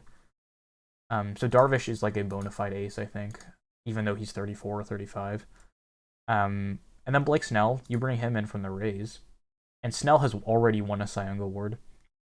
He was decent in 2019 and 2020. Not at the Cy Young level kind of caliber production he had earlier, but you look at his peripherals in 2020, and they're actually almost identical to the Cy Young season, except for a home runs per 9 that was like unsustainably high. It was 1.8 in 2020, which is definitely just small samples. So yeah, I think Snell is. I don't think we'll ever see 2018 Blake Snell again, but I think we could see close to it for sure. I wouldn't be surprised to see him be an All-Star again this year as well. So you have 3 bona fide All-Stars in the rotation. And then you supplement that with Joe Musgrove, who people have been saying he's about to break out kind of every year of his career. But last year he had 12.4 Ks per 9. He had a 3.8 ERA, but a 3.4 FIP and a 3.1 xFIP. That's like, those are All-Star level numbers, like, Musgrove is a guy that could easily have an All-Star level season too. That makes 4 guys in the rotation that could be in the All-Star team, I think. And then Chris Paddock will probably be kind of bad. I'm not a big believer in Chris Paddock, but yeah, the rotation on this team is ridiculous. I think if before the Dodgers had Trevor Bauer, I said that the Padres rotation was a little bit better than the Dodgers, and I'll stick by that. Now that the Dodgers have Trevor Bauer, I think theirs is better, but they're very comparable, I would say. And then you look at the offense too. really no holes in the order. There's a lot of teams that just have positions that are going to be black holes. The Padres have nobody even close to that, really. Trent Grisham and Fernando Tatis at the top of the order. They'll probably hit 1-2 in some combination. Are both great. Grisham gets on base a ton. He's like kind of the ideal modern day leadoff hitter. He hits for a ton of power. He takes a ton of walks and he's super fast. And he plays like above average defense in center field as well. Fernando Tatis Jr. is the face of baseball, you know. He's only had like one full season worth of at-bats, but 150 career WRC plus, 6.5 WAR in 143 games. Like, yeah, he's an MVP candidate for sure. Probably top 2 or 3 in the MVP conversation. Angels too low. I think they're C tier. You could argue they're too low in the C tier, but they're definitely a C tier. Let's see. Yeah, so Fernando Tatis Jr. is really good. So is Manny Machado. He had it down 2019, but he totally bounced back in 2020. And I think his form is closer to 2020 than it is 2019. I think that was kind of like a fluky year that was kind of like getting settled in and everything. So top 3 in the order is great. After that's a little bit of a drop off. Their middle of the order is going to be like Eric Hosmer, Tommy Pham, Will Myers. I don't think Eric Hosmer is very good, I'll be honest. The big change he made that gave him a successful 2020 was that his like launch angle was much better. Hosmer had always been like a huge ground ball hitter, and he kind of fixed that last year. So if he can keep that improvement up, then he could continue to be solid. But I don't think Hosmer's going to be that great over full season. Kind of same with Will Myers. He just doesn't take enough walks and he strikes out too often for my taste. He improved the strikeout rate a lot last year, actually. And he had a 154 WRC plus last year, but there's no chance he keeps that up. Will Myers will be an above average hitter, but I don't think he'll kind of keep up the 2020 form by any means. And then Tommy Pham. Tommy Pham's another like plate discipline type hitter. He should be decent, but I don't think he'll be great either. I think his best years are definitely behind him. He's 34 years. He's going to his age 33 season, and he just got stabbed. So I don't think I would expect a ton from Tommy Pham. He'll be good. I think he'll be above average as well. But kind of similar to Will Myers, I don't think we'll see the best seasons of their career from either of them. And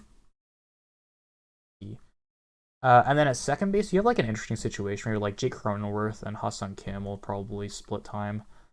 Cronenworth, he broke out last season. It was a rookie year last year. He was quite good. 125 WRC plus, above average defense. I don't know. I kind of predict a sophomore slump from him. I don't think he's going to be great in his career. He'll be an above average hitter for his career probably. He was top 100 prospect. And he'll play good defense kind of all around the infield. He has the positional versatility.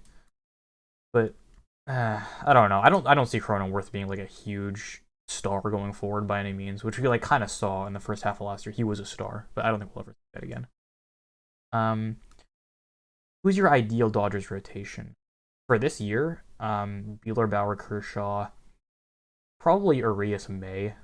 Kind of snubs Gonsolin and Price, but I think Urias and May have a ton of upside. Let's see. Yeah, and then Ha-Seong Kim will be kind of like in that super utility role. He's been taking at bats in the outfield, I believe. But yeah, he's only 25, and like I have a whole video where I do this. You should check. But if you compare his production at age 25 to like other KBO hitters that have come to America, his is like as good, if not better, than anybody else. When you like consider he plays shortstop. He's not going to play shortstop for the Padres, obviously, but he definitely has the raw athleticism to be like a well above average player in the majors. And you look at his like ZiPS projections, and they're projecting him for like 4 WAR, which is kind of nuts when he's a rookie, you know. But he's like a top 100 prospect right now, probably a top 50 prospect right now to be. So yeah, he'll be solid as well. He'll contribute in like that super utility. I think he'll be an above hitter too. And then behind the plate, Victor Caratini / Austin Nola. Is Nola injured right now? Nola is day-to-day with a finger injury. I don't know if he'll start opening day, but Austin Nola had a very good last couple seasons. I like him going forward. I don't think he'll be as good as he's been, but I think he'll be an above average hitter going forward. Um, and Caratini is more like the. It's weird to say because I always thought of Caratini as more of like an offense first catcher, but he actually is a decent defender, at least in terms of like framing. And he was like Yu Darvish's personal catcher the last couple seasons, so he'll be more the defensive side of that kind of catcher situation. And then on the bench you have Jurickson Profar as well, who's like another utility type guy that goes with Ha-Seong Kim. The Padres are kind of buying into this like super positionally flexible lineup, which I think is definitely like the way that the direction the game is going. So I think that'll definitely be a big help to them in the regular season, coming season. So yeah, their offense is crazy good. Their rotation is crazy good. Their bullpen is decent. I think Drew Pomeranz is definitely the real deal. Since turning into a reliever, he's been like one of the best relievers in baseball. And then I have Emilio Pagan as well, who's like, he had a bad 2020, but if I remember correctly, it was only like a couple of games he like totally blew up in, but outside of those games, he was pretty decent. And in 2019, he was like a top 20 range reliever in the entire league, so, Pagan should be solid.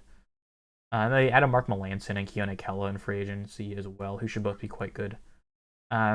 Definitely at least serviceable middle to late inning relievers, So they have like 5-6 guys that can go late in games, which is definitely what you need out of a bullpen. So yeah, the Padres, really no weaknesses on the team. I think they're solidly an S tier. And you compare the Padres to like the Yankees and Braves, which are like the other teams you could maybe argue are S tier. And like the Yankees have the obvious hole of starting rotation, right? The rotation could be good, but it might not be. The Padres rotation will almost definitely be good, right? And the Braves have the whole of like their offense doesn't have a ton of depth, but the Padres offense is projected to have guys that'll be above average hitters top to bottom, right? And the Braves don't have that.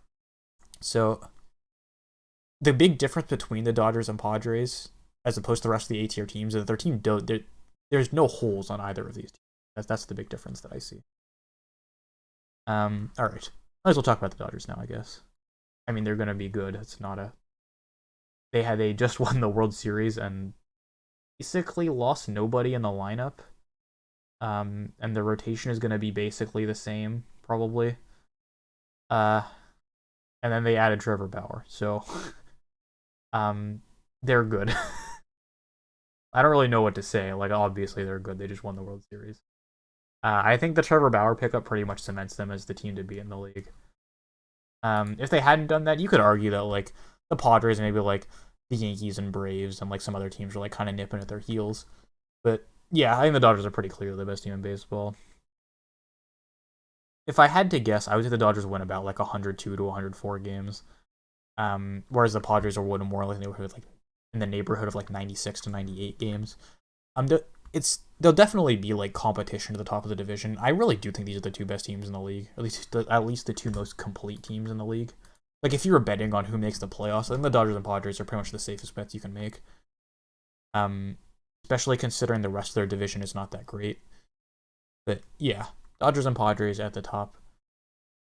I think we can kind of clean up this tier list a little bit. I think I have too many C tier teams and not enough D tier teams. So I'm going to move some teams down from C to D.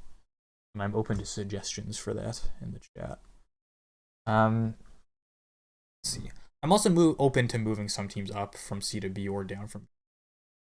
But I do not like how I have this big curve here. Twins are a B team. I can see how you think that. I just am a big believer in the Twins offense. I think people like kind of forgot that like, hey, they have Josh Donaldson on their team. Like he is a person that exists. I mean, he didn't play in the playoffs last year, so people might have like not remembered that. But Josh Donaldson is still like a great hitter. He still gets on base a ton and hits for a bunch of power. Yeah, I really like the Twins offense, to be honest. I think their pitching staff has a little bit after Maeda and Barrios definitely falls off, so you can definitely move them down from A to B. But I'm a big fan of their team. Mets need to play a season before you can call them an 8. I kind of disagree, to be honest. Like, if you just look at the Mets lineup, it's so crazy. I would say the Mets have like the 3rd or 4th best lineup in the entire league. Like, maybe even top 2 or 3.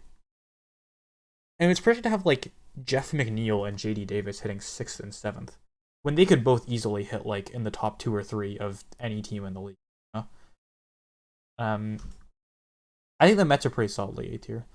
Normal distribution. Yeah, I gotta fucking even this out a little bit. Gotta go. Thank you, Mr. Donut Gamer, for tuning in. I appreciate it. Yeah, so I think the Mets actually are an A tier team. I don't think I want to move any of these teams from A into B. I could see moving teams down from C into D and maybe from B into C. I think I might as well just move the Mariners down and the Giants down to make for a better distribution. Yeah, I'm okay with moving the Giants and Mariners down to D tier. They're both teams that like really won't be terrible, but basically have no shot at making the playoffs. So like, in my eyes, like the C tier teams. Okay, we should phrase it like this: the C tier teams at least have a chance to make the playoffs. So if we go by that definition, then I think we can move like all of these teams down as well. Maybe not the Angels. We can move the Red Sox down for sure. Yeah. So if you go by like the definition of like definite World Series contenders and teams that will definitely make the playoffs, that's S tier. E tier is teams that like a lot has to go wrong for them to miss the playoffs, I would say. And I guess the Mets kind of don't abide, but by that definition, the Mets are more B tier. Maybe we can move them down, but I like the Mets a lot. I think I keep them A tier. And then B tier teams are teams that are like going to be in the playoff race most of the year. C tier will be teams that like stuff has to go right for them to make the playoffs. And then D and F are like teams that are not going to make the playoffs. So if you go by those definitions, then I like this distribution a little more. Are there any like minute rankings that I want to change? Like, are there any teams that are definitely better than the teams that they are currently behind that I'm like badly missing? Let's see. I don't know. Do I really think the Yankees are the third best team in the league? They were the first team I graded, and I was like, yeah, I'm not that high on the Yankees, and they just ended up being the third best team. I guess they are, honestly. Like, there's in the past few seasons, there have been a few teams that are like easily on a tier above every other team. Like the last 2 years, it was like Dodgers, Astros, Yankees at the top, like no question. And then past that, like they were definitely S tier with like a big gap between the rest of the teams. I feel like that doesn't really exist this year, actually. Like the Dodgers and Padres are S tier, but I think there's not that huge a gap between the Padres and like the Yankees and Braves. I don't know. I might have like Oakland a little high, maybe. Nah, but like Oakland, I think they're better than Cleveland. I think they're better than Chicago. I think they're better than the Cardinals. Maybe this is kind of like the biggest hot take I have is like having the Cubs the highest rated. Braves over Yanks IMO. I could see that. I could definitely see that. I think the Yankees lineup is enough better than the Braves though, where I would have the Yankees over them. Like in a 7-game series, I'd take the Yankees over the Braves, to be honest, just because their lineup is that much better. Of course, you know, Judge and Stanton always have injury concerns, and like Gary Sanchez might just disappear for a season, and like Gleyber Torres is still like he had like one good season, has been like he had 2 good seasons, I guess, and was like not that great last year. He's have a chance at wild card. B team should be expecting with the playoffs. Cleveland isn't on track to make the. I could see that. Yeah, I could see that argument for sure. It's just that I think Cleveland is more not on track to make the playoffs because their division is worse, or because their division is better than the NL Central. So if we're going strictly like by how many wins is this team going to have, I like this, but I think that Cleveland has a much worse chance of making the playoffs than the Cubs or Cardinals. That's definitely true. So if we go by that logic, then Cleveland would definitely move to C, but I don't know. I didn't realize like how tight the AL is this year, actually. Like all 1, 2, 3, 4, 5, 6, 7, sort of 8 of these teams are competing for 5 playoff spots. And I could see any of these 7.5 teams making the playoffs for sure. Like, I don't know. The AL is pretty tight at the top. But yeah, if we go by that logic, we come this Cleveland down for sure. But again, I'm a big believer in like Aaron Savali and like just in general the Cleveland pitching staff being able to just develop great pitchers out of nowhere, you know? Like Savali came out of nowhere. Zach Plesac came basically out of nowhere, I think. They have like Cal Quantrill and Adam Plutko who have been like decent in limited time and could continue to get better. I think Cleveland kind of just like poops out good starters, so I think I'm inclined to keep them in B tier. What if the Cubs trade Rizzo? Would they drop 1 or 2 tiers? Yeah, they would drop into C tier if they traded Rizzo, but I don't think that's likely to happen unless they like really suck at the start of the year and like have to trade him at the deadline. Rizzo in my mind is like the face of the franchise. I don't know if you even can trade him. I guess they traded Yu Darvish, so they could trade anyone. Yeah, I think I'm okay finalizing this. So if we go by these tiers, what's my playoffs? So in the AL, it's the Yankees winning the East, White Sox winning a tight Central, and then the Astros winning the West, and then our wildcard teams are the Twins and the Rays, with the Blue Jays and A's just missing. I'd say the Blue Jays and A's are very close behind these two teams, and there's kind of a gap between the A's and the Twins. Yeah, I'm okay with that. So our 5 playoff teams in the AL are the Yankees, Twins, White Sox, Rays, and Astros.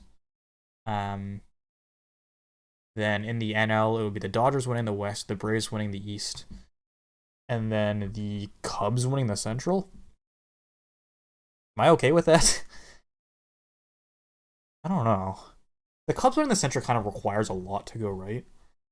We're like, out of Bryant, Baez, and Rizzo, all 3 of them have to like go back to their old form, which is not like guaranteed to happen. I don't know. All the teams in the Central are like so uninspiring though. Like, I kind of just want to show you how, like, the Cardinals are probably the front runners in that division, right? You ask most experts, and they would say the Cardinals are probably going to win that division. But I don't know. Can a team with Paul DeJong hitting cleanup and Yadier Molina at 38 hitting 5th, can they win a division? Is the division that bad where that can happen? Like, maybe I'm just in denial, but I don't know. IMO Blue Jays are better than Rays. I could see that for sure. I would say on paper the Blue Jays offense is definitely better than the Rays, but the Rays pitching is definitely better than the Blue Jays, and the Rays have more proven talent though. They're close though for sure.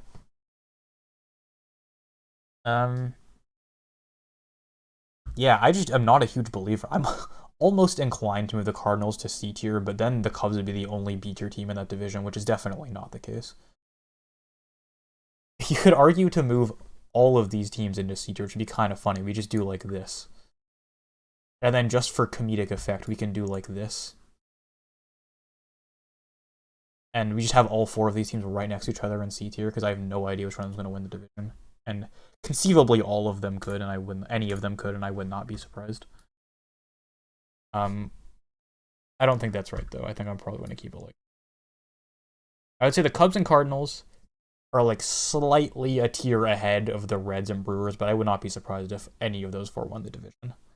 And then in the East, which is the other tightest division, I would say, in baseball, I think the Braves and Mets are pretty solidly a tier above the Nationals and Phillies. But I don't know. I'm not a big believer in either of these teams, in either the Nats or the Phillies, to be honest. I think they just both have too many holes. They'll both be like decent around 500 teams. I don't think either will make the playoffs. Yeah, I'm okay finalizing this. Here we go. This is the final tier list we're gonna hang on to here for the start of the year. I do like doing these streams. Like, in the past I've done them once a month, so maybe I'll do this like once a month type stream where I just go and talk about all the teams in the league and how they're doing and who's performing well and whatnot. I think this is the end of the stream. I'm happy with this tier list. I think the other stream I want to do before the start of the season is like award predictions and playoff predictions. Just making like outlandish claims that have no chance at being correct, just in case they are correct, then I can like look back at them and say, wow, look how smart I am. But yeah, I think that's gonna be it for today. I appreciate all of you for sticking around. We streamed for like almost 2 hours. Pretty solid. Yeah, so thank you guys for sticking around. I hope you guys enjoyed the stream. I'm probably just gonna upload this like totally raw to YouTube. So if you just want to rewatch it, then you can see it there. But I appreciate you guys watching the stream. I'll give a little bit of time for chat. Yeah, we had like 25 plus viewers for most of it, which is like pretty solid. That's like more viewers than I expected, so that's cool. Peak 28, yeah. Thank you guys for tuning in. I appreciate all of you. And I will catch you guys next time. Have a good one, everybody. Oh, I should probably wave goodbye. I haven't looked at the webcam the entire stream. I should probably do that. Bye, guys. Thank you for coming.